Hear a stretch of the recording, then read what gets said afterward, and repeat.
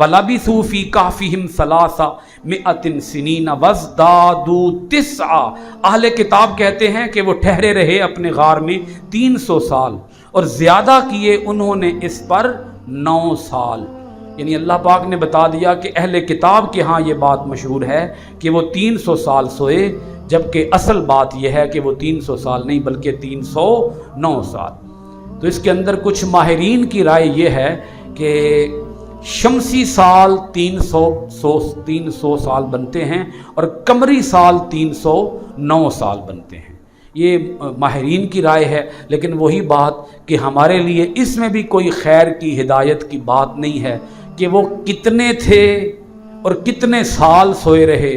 ہمارے لیے جو ہدایت کی بات ہے وہ یہی ہے جو میں عرض کر چکا ہوں کہ انہوں نے بت پرستی کی طرف جانا پسند نہیں کیا اور اللہ رب العالمین کی توحید کے اوپر وہ کاربند رہے۔ قل اللہ، اللہ پاک نے اس کا بھی جواب یہی دیا۔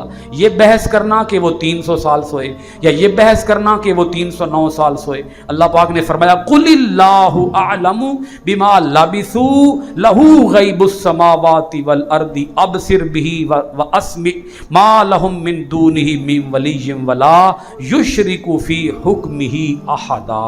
یہ آیت نمبر 26 ہے جس کے اوپر جا کر واقعہ اصحاب کہف مکمل ہو جاتا ہے۔ اے میرے محبوب آپ فرمائیے اللہ بہتر جانتا ہے جتنی مدت وہ ٹھہرے اسی کے لیے علم ہے، علم غیب ہے آسمانوں کا بھی اور زمینوں کا بھی۔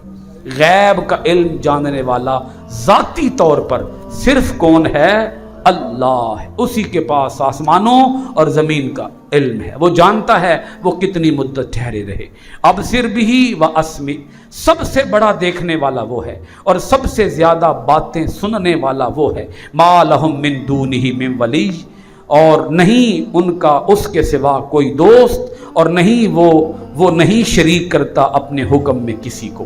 یہاں 26 نمبر آیت پر جا کر یہ واقعہ کہف مکمل ہو جاتا ہے۔